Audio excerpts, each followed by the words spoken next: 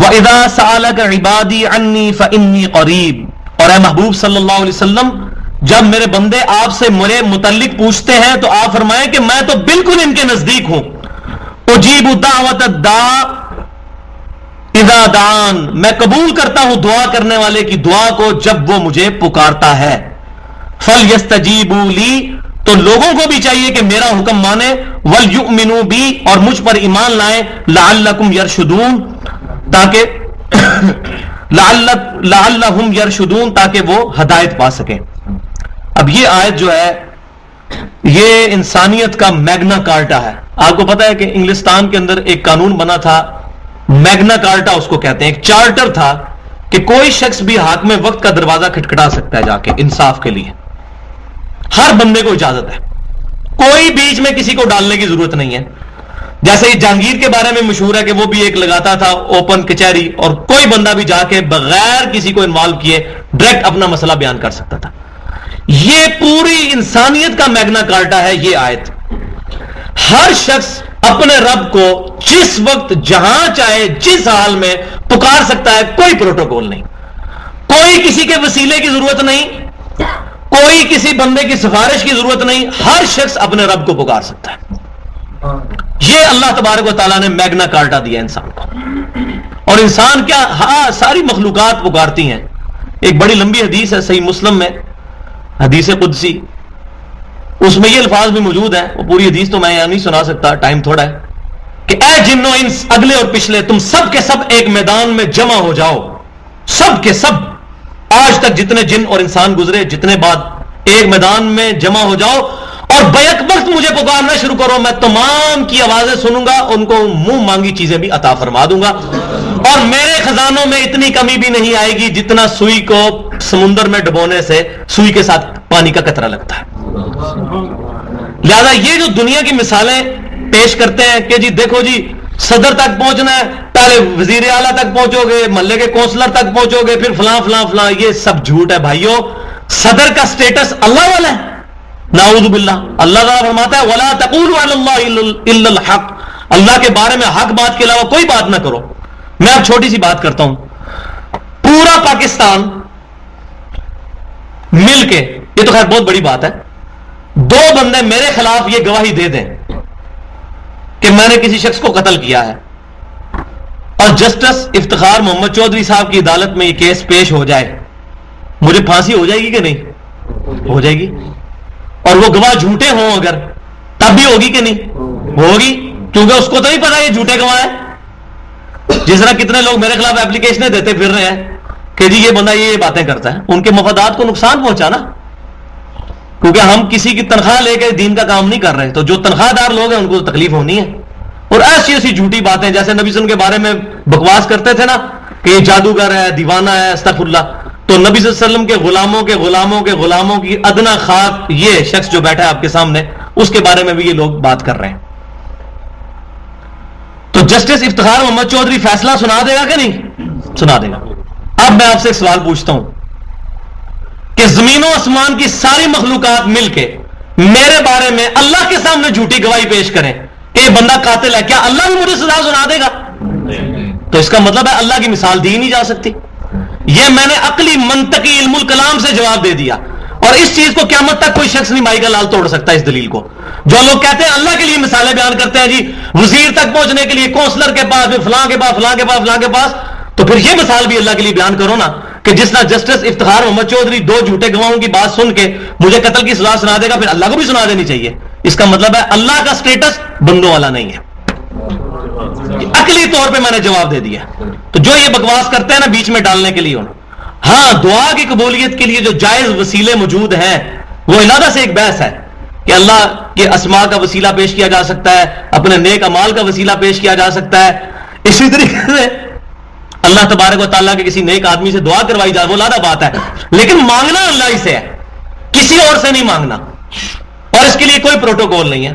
صحیح حدیث موجود ہے، نبی صلی اللہ علیہ وسلم نے فرمایا سنن نسائی کے اندر، ایک صحابی کو نصیحت فرمائی کہ مجھ پر درود لازم کرو اور اپنی دعاؤں میں درود پڑھا کرو. اللہم صلی علی محمد وعلی آل محمد صلی اللہ علیہ وسلم. درود شریف ذریعہ ہے اور میں نے اس پہ پورا لیکچر دیا ہے جو نیٹ پہ پڑا ہوا ہے یوٹیوب پہ، صحیح وسیلہ اور درود شریف، کہ درود شریف پڑھ کے گھر بیٹھ کے کوئی شخص اللہ کی حمد اور درود شریف پڑھ کے اللہ سے دعا کرے، اللہ تعالیٰ اس کی دعا قبول کرنے والا ہے۔ سنن نبی داؤد میں صحیح حدیث موجود ہے، عبداللہ بن مسعود رضی اللہ تعالیٰ عنہ نے نبی صلی اللہ علیہ وسلم کے سامنے اللہ کی حمد بیان کی، پھر درود شریف پڑھا، پھر اللہ تعالیٰ سے دعا مانگنا شروع کی، تو نبی صلی اللہ علیہ وسلم فرمایا سل تؤتا، سل تؤتا، مانگ تجھے دیا جائے گا، مانگ تجھے دیا جائے گا۔ اور اللہ نے اس کو ایسا کنٹرول کیا ہے الحمدللہ کہ ہماری نماز کے اندر یہ چیز رکھ دی ہے۔ ہم نماز میں کیا کرتے ہیں؟ پہلے اللہ کی حمد بیان کرتے ہیں، التحیات للہ والصلوات والطیبات، اس کے بعد السلام علیکہ ایھا النبی، نبی صلی اللہ علیہ وسلم درود شریف پڑھتے ہیں، پھر درود ابراہیمی پڑھتے ہیں، اس کے بعد دعا پڑھتے ہیں۔ یہی ترتیب ہے، اللہ کی حمد بیان کریں گے، درود شریف پڑھیں گے، اور بخاری و مسلم کی حدیث ہے اس کے بعد جو چاہو اپنے رب سے مانگو اور دعائیں کریں، عربی کے اندر اللہ تعالیٰ قبول کرنے والا ہے۔ تو یہ انسانیت کا میگنا کارٹا ہے۔ وَإِذَا سَأَلَكَ عِبَادِي، اے محبوب صلی اللہ علیہ وسلم جب میرے بندے آپ سے پوچھے نا میرے بارے میں، فَإِنِّي قَرِيب، تو ان سے فرمائے میں بالکل قریب ہوں بندے کے، نَحْنُ أَقْرَبُ إِلَيْهِ مِنْ حَبْلِ الْوَرِيدِ، اللہ تعالیٰ ہماری رگے جاں سے بھی زیادہ ہمارے قریب ہے۔ اللہ تعالیٰ اپنے عرش پر مستوی ہوتے ہوئے اپنی علم، قدرت، سمع و بصارت اور اپنی شان کے لائق ہماری شارک سے بھی زیادہ قریب ہے۔ کوئی پروٹوکول نہیں ہے اللہ کی بارگاہ میں جانے کے لیے، کوئی پروٹوکول نہیں ہے، ہر بندہ اللہ تعالیٰ سے مانگ سکتا ہے۔ تو یہ آیت یہاں پر کیوں آئی اس کو بھی سمجھے عقلی طور پر، کہ جب کوئی شخص رمضان میں آپ دیکھتے ہیں کتنا دل نرم ہوا ہوتا ہے، دن کے وقت بھوک برداشت کر کے اور رات کو تراویحوں کی تھکاوٹ، پھر انسان کو کبھی یہ دل میں خواہش پیدا ہوتی ہے یار میں کس کے لیے سب کچھ کر رہا ہوں، بن دیکھے رب کے لیے کر رہا ہوں جس کو میں نے دیکھا بھی نہیں، میں روزوں کی تکلیف بھی اٹھا رہا ہوں، میں تراویح میں قرآن کی بھی تکلیف اٹھا رہا ہوں، کتنی مشقت برداشت کر رہا ہوں، دن کو مزدوری کرتا ہوں، رات کو یہ سب کچھ سنتا ہوں، میں کس کے لیے کر رہا ہوں؟ تو اس کے دل میں اپنے رب کے لیے تڑپ پیدا ہوتی ہے کہ جس اللہ کے لیے میں کر رہا ہوں وہ اللہ مجھے حاصل ہو جائے۔ تو پھر صحابہ کرام علیہ رضوان پر جب یہ کیفیت طاری ہوتی تھی تو وہ نبی صلی اللہ علیہ وسلم سے پوچھتے تھے کہ اللہ کے بارے میں پوچھتے تھے کہ جس اللہ کے لیے ہم کر رہے ہیں اللہ کدھر ہے؟ وَإِذَا سَأَلَكَ عِبَادِي، اے محبوب صلی اللہ علیہ وسلم جب میرے بندے آپ سے پوچھتے ہیں عنی، میرے متعلق، فَإِنِّي قَرِيب، تو ان سے فرمائیے میں بالکل نزدیک ہوں، اجیب دعوت الداع، اور قبول کرتا ہوں پکارنے والے کی پکار، اذا دان، جب بھی وہ مجھ سے مانگتا ہے، لیکن اس کی شرط، دو شرطیں لگا دیں، فَلْيَسْتَجِيبُوا لِي، لیکن اسے بھی چاہیے کہ میرا حکم مانے۔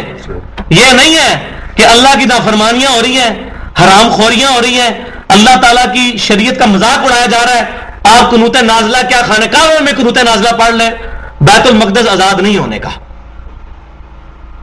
افغانستان چھین نہیں گیا، عراق برباد ہو ہی گیا، پاکستان کو بھی برباد کر دیا گیا، قنوت نازلہ پڑھتے رہے، بے شک ہر نماز میں پڑھے، کوئی فرق نہیں پڑے گا، قنوت نازلہ تب فرق پڑے گا۔ یہ دو شرطیں بتائی جا رہی ہیں دعا کے لیے، فَلْيَسْتَجِيبُوا لِي، ان کو چاہیے پہلے میرا حکم تو مانے، یہ ون وے ٹریفک تو نہیں ہے ایک طرف سے چلنی ہے، ایک طرف سے، دونوں طرف سے، وَلْيُؤْمِنُوا بِي، اور مجھ پر ایمان لے کر آئیں، یہ نہیں ہے کہ اسباب کے اوپر ایمان ہو اور کفار کے ساتھ پینگیں جو ہیں وہ بڑھائی جا رہی ہوں، نہیں، مجھ پر ایمان لے کے آئیں، لعلہم یرشدون، تاکہ وہ ہدایت پا جائیں۔ پچھلی دفعہ ہم نے سورہ البقرہ کی آیت نمبر 186 کو بڑی ڈیٹیل سے اینڈ پہ ڈسکس کیا تھا، میں اس کا ترجمہ دوبارہ سے ریپیٹ کر دیتا ہوں۔ وَإِذَا سَأَلَكَ عِبَادِي عَنِّي فَإِنِّي قَرِيب، اے محبوب صلی اللہ علیہ وسلم جب میرے بندے آپ سے میرے متعلق پوچھتے ہیں تو آپ ان سے ارشاد فرمائیے کہ میں تو بالکل تمہارے نزدیک ہوں، اجیب دعوت الداع اذا دان، میں قبول کرتا ہوں پکارنے والے کی پکار کو، دعا کو، جب وہ مجھے پکارتا ہے۔ تو میں نے عرض کیا تھا یہ پوری انسانیت کا میگنا کارٹا ہے۔ میگنا کارٹا ایک انگلستان کے اندر رول تھا جو کہ حکمران وقت نے بنایا تھا کہ کوئی بھی شخص جس وقت چاہے وہ اپنے حکمران سے اپنا حق حاصل کرنے کے لیے آ سکتا ہے، تو اس کو انہوں نے نام دیا تھا چارٹر کو میگنا کارٹا۔ انسانیت کا میگنا کارٹا یہ آیت ہے کہ ہر شخص ہر حال میں ہر جگہ پر اپنے رب کو پکار سکتا ہے، کوئی پروٹوکول نہیں ہے اللہ تبارک و تعالیٰ کی بارگاہ میں جانے کا، ہر شخص کا پرسنل ریلیشن شپ اپنے رب کے ساتھ ڈیولپ ہو سکتا ہے جب چاہے جہاں پر چاہے، لیکن اس کے لیے شرط کیا ہے؟ فَلْيَسْتَجِيبُوا لِي وَلْيُؤْمِنُوا بِي لَعَلَّهُمْ يَرْشُدُونَ، تو ان کو بھی چاہیے کہ وہ میری بات مانیں اور مجھ پر صحیح ایمان لے کر آئیں تاکہ وہ ہدایت پا سکیں. تو جب تک اللہ کی بات نہیں مانیں گے، اللہ تبارک و تعالیٰ پر کامل ایمان نہیں لائیں گے، تو پھر ہم یہ ایکسپیکٹ نہ کریں کہ ہم خانہ کعبہ میں کھڑے ہو کر قنوت نازلہ پڑھ رہے ہوں اور بیت المقدس آزاد ہو جائے. ایسا نہیں ہوگا. بیت المقدس جو ہے، مسجد اقصی جو ہے، وہ پچھلے تقریباً 80-90 سال سے وہ کفار کے قبضے میں ہی رہے گی. قنوت نازلہ پڑھنے سے کچھ نہیں ہوگا جب تک یہ دو شرطیں پوری نہیں ہوں گی. فَلْيَسْتَجِيبُوا لِي وَلْيُؤْمِنُوا بِي، کہ ان کو بھی چاہیے کہ میری بات کو مانیں اور مجھ پر صحیح ایمان لائیں جیسا کہ ایمان لانے کا حق ہے. لَعَلَّهُمْ يَرْشُدُونَ، تاکہ وہ ہدایت پا سکیں. تو اس میں نے بڑی ڈیٹیل سے پچھلی دفعہ ڈسکشن کی تھی. آج میں اس کانٹیکسٹ میں جو میں نے پچھلی دفعہ وعدہ کیا تھا کہ میں ایک حدیث آپ کو سناؤں گا اسی ریفرنس میں، وہ حدیث امام محمد بن عیسیٰ ترمذی رحمۃ اللہ علیہ المتوفا 279 ہجری اپنے شورۂ آفاق مجموعہ حدیث جامعہ ترمذی میں لے کر آئے ہیں. کتاب صفت القیامہ چیپٹر میں حدیث نمبر ہے 2516 انٹرنیشنل نمبرنگ کے مطابق، اور اس کے راوی ہیں سیدنا عبداللہ بن عباس رضی اللہ تعالی عنہما. وہ روایت کرتے ہیں کہ میں ایک دن رسول اللہ صلی اللہ علیہ وسلم کے پیچھے سواری پر بیٹھا ہوا تھا تو آپ صلی اللہ علیہ وسلم نے مجھے وصیت فرمائی. وہ وصیت کیا ہے؟ اے بیٹے، تو اللہ کے احکام کی حفاظت کر، اللہ تیری حفاظت کرے گا. اللہ کے حقوق کا خیال رکھ، تو اسے اپنے سامنے پائے گا. یعنی جب تو اللہ تبارک و تعالیٰ کے حقوق کا خیال کرے گا تو اللہ تبارک و تعالیٰ بھی ہر مشکل، ہر پریشانی میں تیرا خیال فرمائے گا. اور پھر فرمایا کہ جب بھی تو سوال کرے تو صرف اللہ ہی سے کرنا، اور جب بھی مدد طلب کرنا تو صرف اللہ ہی سے مدد طلب کرنا. اور جان لے کہ اگر پوری امت بھی جمع ہو کر تجھے ذرے کے برابر فائدہ پہنچانا چاہیں اور اللہ نہ چاہے تو نہیں پہنچا سکیں گے، اور پوری امت مل کر تجھے ذرے کے برابر نقصان پہنچانا چاہے اور اللہ نہ چاہے تو نہیں پہنچا سکیں گے.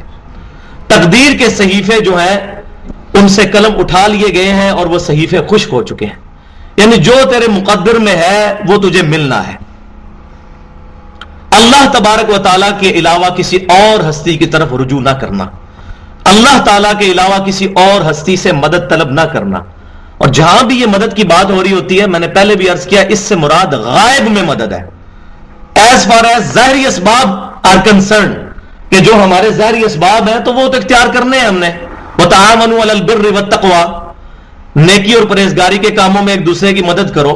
اسی طریقے سے قرآن پاک پورے کا پورا اس پر ہے کہ اسباب کی نفی نہیں کرنی. جس طرح ہمارے پاکستان انڈیا میں ایک بہت بڑی جماعت ہے، جب وہ توحید بیان کرتی ہے تو اسباب کی بھی نفی کرتی ہے. اسباب کی نفی نہیں ہے اسلام میں. یہ تصوف کے من گھڑت عقائد ہیں جو کہ اسباب کی نفی کرتے ہیں.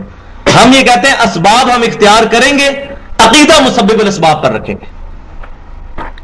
اس چیز کو سمجھیں. امام کائنات صلی اللہ علیہ وسلم کی جامعہ ترمذی میں حدیث ہے، پہلے اونٹ کو باندھو پھر اللہ پر توکل کرو. تو ہم نے اسباب اختیار کرنا ہے لیکن اپنا یقین اللہ پر رکھنا ہے. سورج کو اللہ تعالیٰ نے زمین کی تمام زندگی کا سبب بنایا ہے، لیکن سورج کو نہیں پکاریں گے اللہ کو. نہ سورج کو پکار سکتے ہیں، نہ فرشتوں کو پکار سکتے ہیں، نہ انبیاء کرام علیہ السلام کو پکار سکتے ہیں، نہ اولیاء اللہ کو پکار سکتے ہیں مدد کے لیے غائب میں. کیوں؟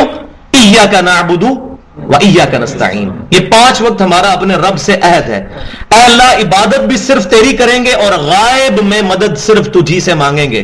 دا اپروپریٹ ٹرانسلیشن آف ایاک نستعین یہ ہے کہ ہم دعا صرف تجھ سے کریں گے، غائب میں مدد تجھ سے.